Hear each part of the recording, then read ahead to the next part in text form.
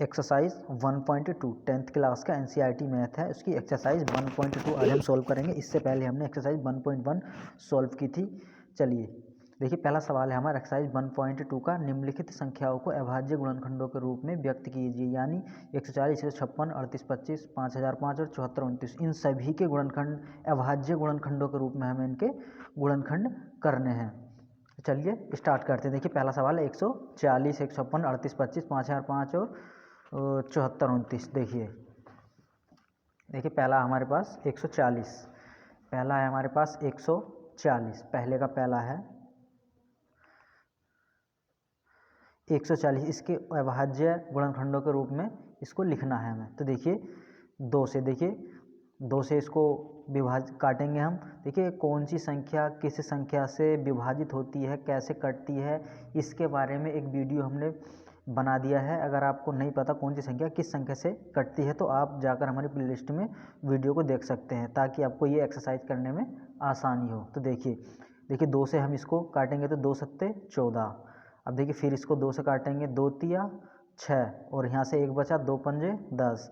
अब देखिए 35 से 35 5 से कटेगा, 5 सत्ते 35 और ये 7 से कट गया। देखिए ये आ गया हमारे पास 140 बराबर 2 गुणा 2 गुणा 5 गुणा 7। ये हमारा अभाज्य गुणनखंडों के रूप में ये इसको लिख दिया हमने। देखिए अगला देख लेते हैं। अगला है दूसरा हमारा, पहले का दूसरा है 156। देखिए 156 को भी इसी तरीके से हमें अभाज्य संख्याओं से काटना है। तो देखिए 2 से काट लेते हैं, 2 सत्ते 14, यहाँ से 1 बचा तो ये 2 अट्ठे 16 हो गया। फिर 2 से काटते हैं इसको, 2 तिया 6, यहाँ से 1 बचा, ये हो गया दोनों में 18। देखिए अब इसको 3 से काटते हैं, 3 का 3, 3 तिया 9। अब इसको 13 से काटेंगे। देखिए ये 2 से किस तरीके से कटा, ये 3 से किस टाइप से कटा, ये चीज़ जानने के लिए आप हमारी वो वीडियो देखें, आप कौन सी विभाजिता के जिसमें हमने नियम पढ़ाए हैं। तो देखिए 156 हमारा 2 गुणा 2 गुणा 3 गुणा 13, इस रूप में हम इसको लिख सकते हैं। ठीक है, देखिए अगला हमारा तीसरा, पहले का तीसरा हमारे पास 38, 25। 38, 25, तो देखिए इसके भी हमें गुणनखंड करने हैं। 38, 25, इसको देखिए, इसको कैसे काटेंगे हम, इसको देखिए 3 से काटेंगे। ये 3 से हमें कैसे पता चला, देखिए अंकों का योग अगर 3 से कट रहा है तो संख्या 3 से कटती है। ये सारी नियम हमने पढ़ा दिए हैं। तो 5 और 2 7 और 3 10 और 18 3 से कटेगा तो ये संख्या 3 से कटेगी। 3 का 3, 3 दूनी 6, यहाँ से 2 बचा, 3 सत्ते 21, 3 पंजे 15।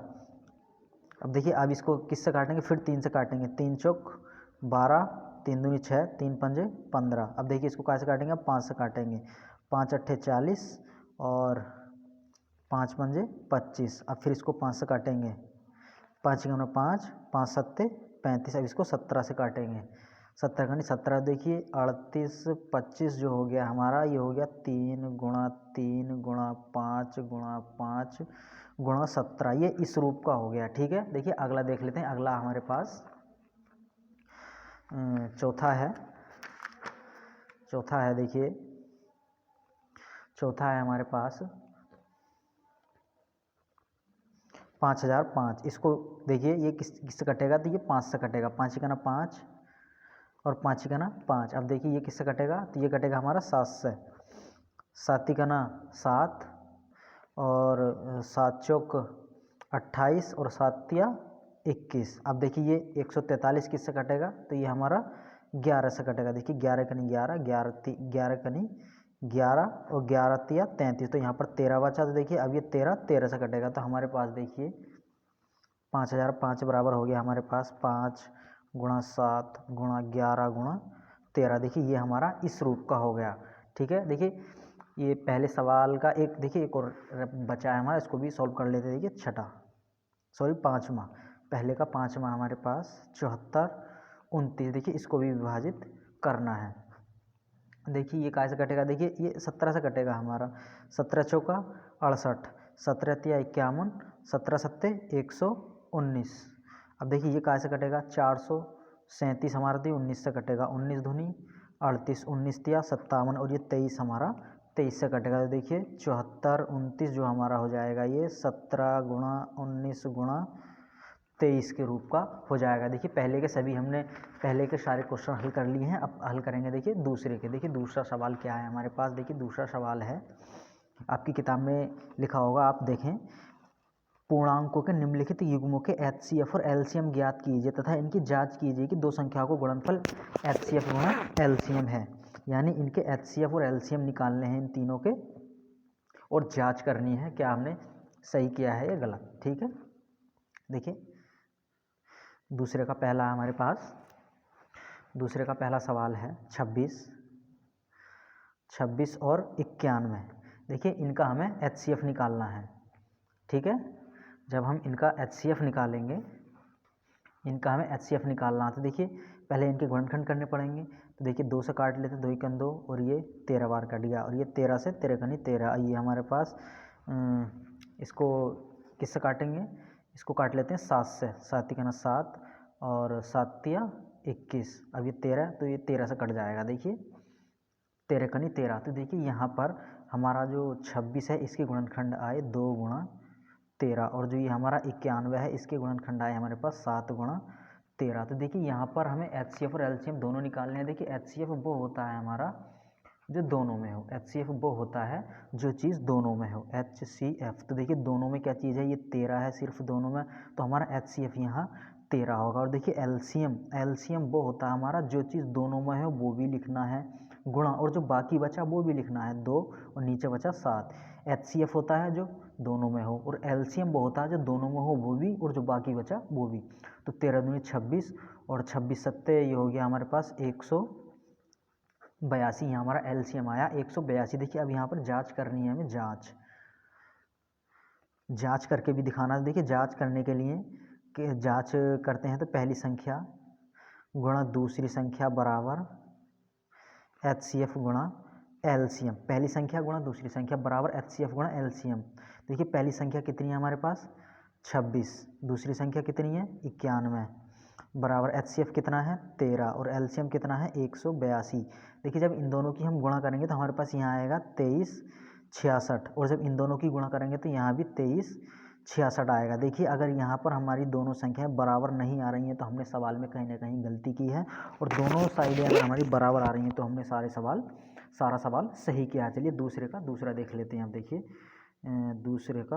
दूसरा सवाल, देखिए दूसरा सवाल है हमारे पास 510 और 92। देखिए 510 और 92। अब देखिए अब इनके गुणनखंड कर लेते हैं HCF निकालने के लिए इनका। देखिए इसे 5 से काटेंगे, 5 × 5, 5 दूनी 10। अब इसको देखिए इसको किससे काटेंगे, 2 से काट लेते हैं इसको, 2 पंजे 10 और 2 × 2। अब इसे 51 को काट लेते हैं 3 से, 17 × 3 = 51 होता है, 17 बार कट जाएगा, और ये 17 ऐसे ही 17 से कटेगा। अब देखिए 92 को देखिए काटेंगे तो इसे 2 से काट लेते हैं। देखिए 2 से 2 चौक 8 और 2 छंग 12, ये 46 बचा, इसको भी 2 दूनी 4 और 2 तिया 6। अब जो ये 23 है पूरा 23 से कटेगा। तो देखिए यहाँ पर हमारे पास जो आया 510 बराबर 5 × 2 × 3 × 17, और हमारे पास 92 बराबर आया 2 × 2 × 23।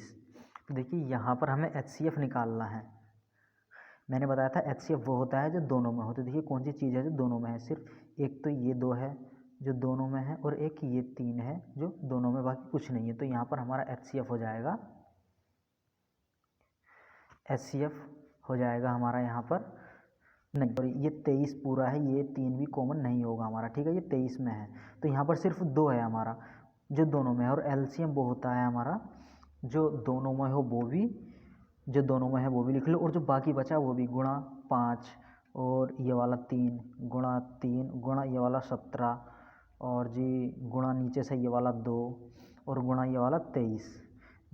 तो जब हम इन सब की गुणा करेंगे तो हमारे पास बनेगा 46,920, ये हमारा LCM बना। ठीक है, अब हमें नहीं सॉरी ये LCM नहीं बनेगा हमारा जो इसका LCM बनेगा जब हम इनकी सबकी गुणा करेंगे तो ये बनेगा 23,460। अब देखिए जांच कर लेते हैं।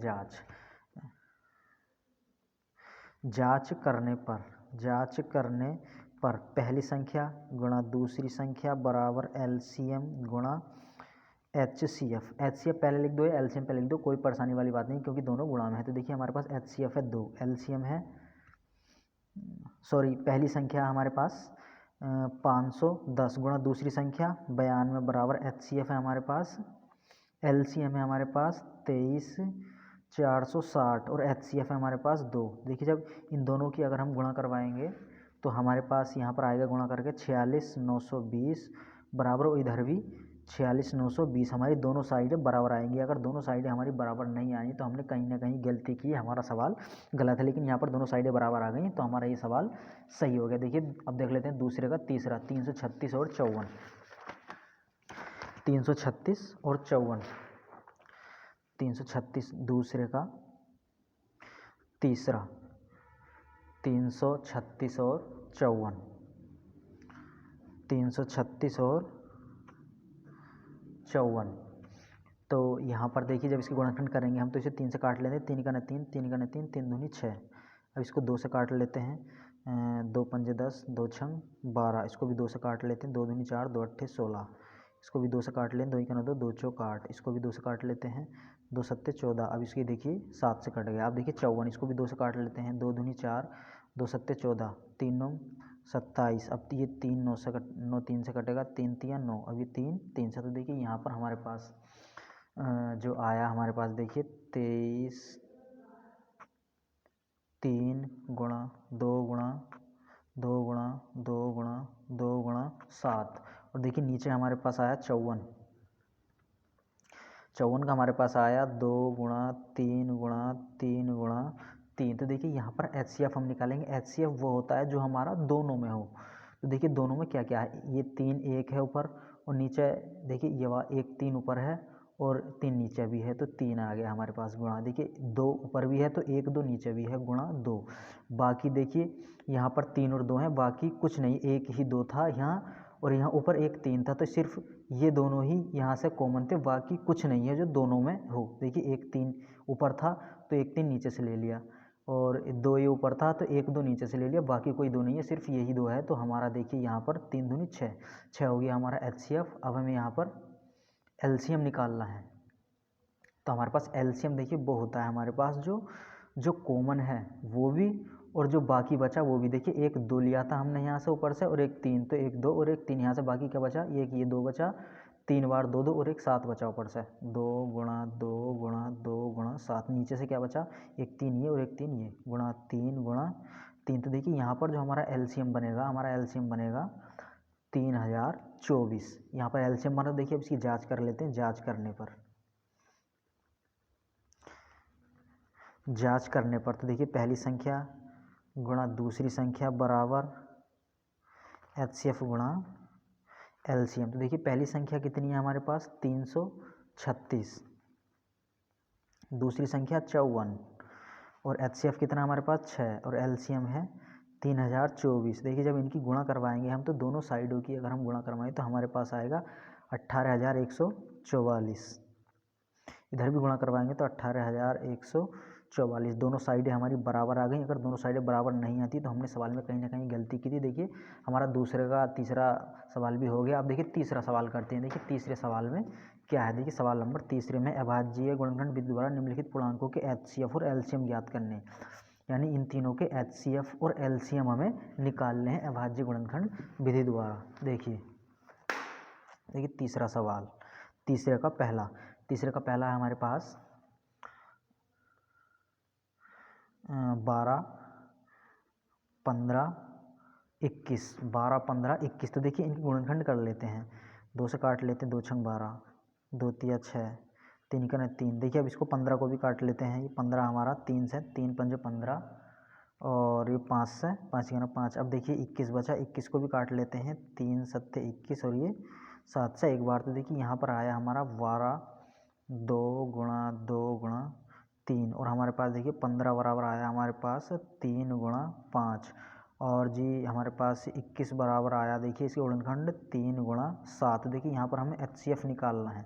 मैंने बताया था HCF वो होता है हमारा जो दोनों में हो। तो देखिए 1 3 यहाँ भी है, 1 3 यहाँ भी है, और 1 3 यहाँ भी है, तो एक तो 3 आ गया। बाकी देखिए 2 यहाँ है तो यहाँ नहीं है, बाकी और कोई चीज़ इनमें कॉमन नहीं है, तो HCF हमारा 3 आ गया। अब जब LCM निकालते हैं तो LCM हमारा वो होता है जो कॉमन हो वो भी लिखना है, और जो बाकी बचा वो भी ऊपर से 1 2 ये बचा और 1 2 ये बचा, गुणा 2 बीच में से ये हमारा 5 बचा और नीचे से गुणा 7 बचा। अब सब इनकी गुणा करवा दो। देखो 2 दूनी 4, 3 दूनी 6, दूनी 12 पंजे 60 और 6 60 सत्ते 420।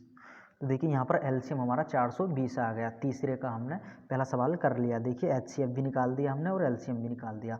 अब बात कर लेते हैं तीसरे के दूसरे के बारे में।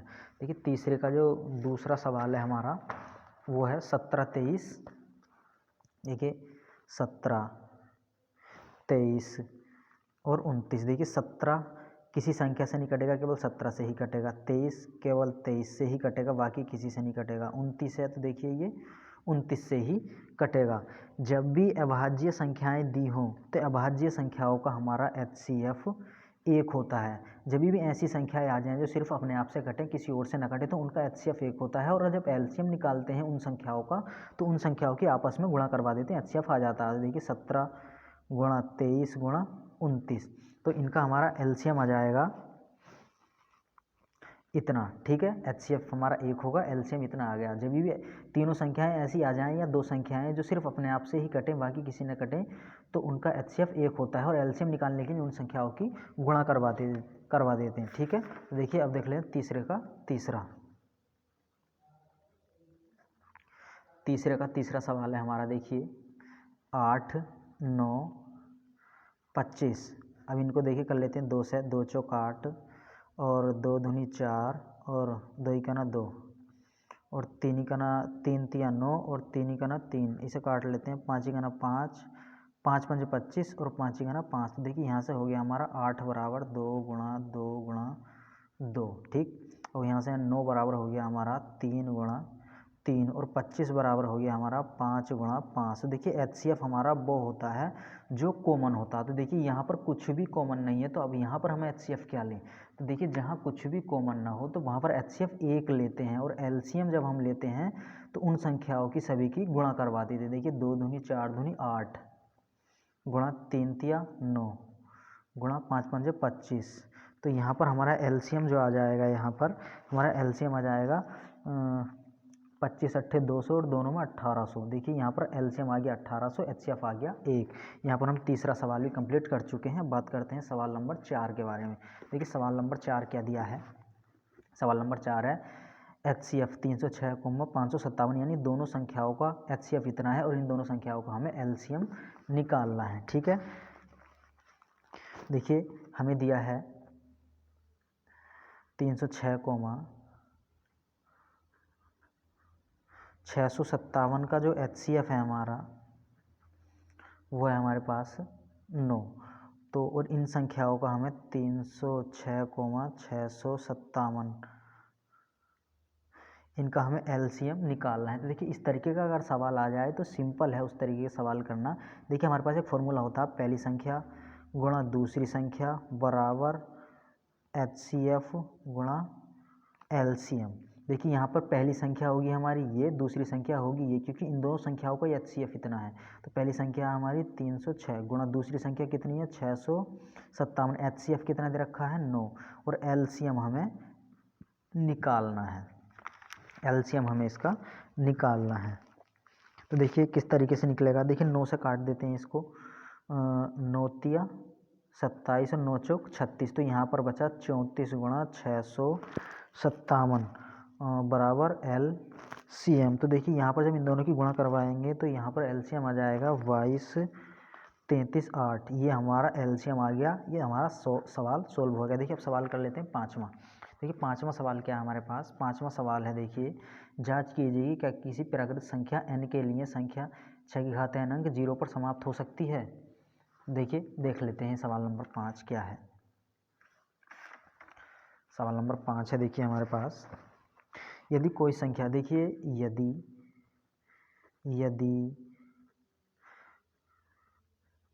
यदि कोई संख्या 0 पर समाप्त होना चाहती है, समाप्त होना चाहती है, तो उसका अभाज्य गुणनखंड, उसका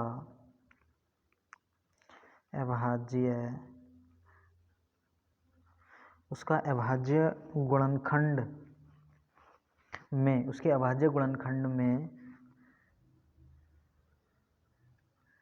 कम से कम एक बार 2 गुणा 5 आना चाहिए।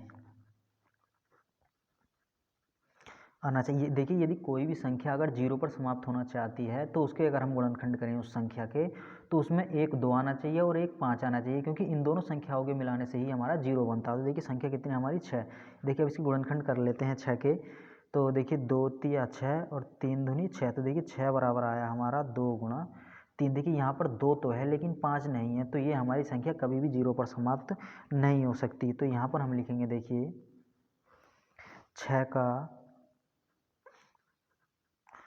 6 का गुणनखंड करने पर 2 गुणा 5 के रूप का नहीं है, तो यह कभी भी 0 पर समाप्त नहीं होगी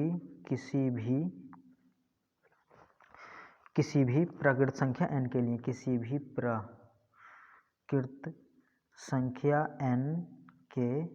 लिए, ठीक है। देखिए हमारा 5वां सवाल भी हो गया। अब सवाल कर लेते हैं 6ठा।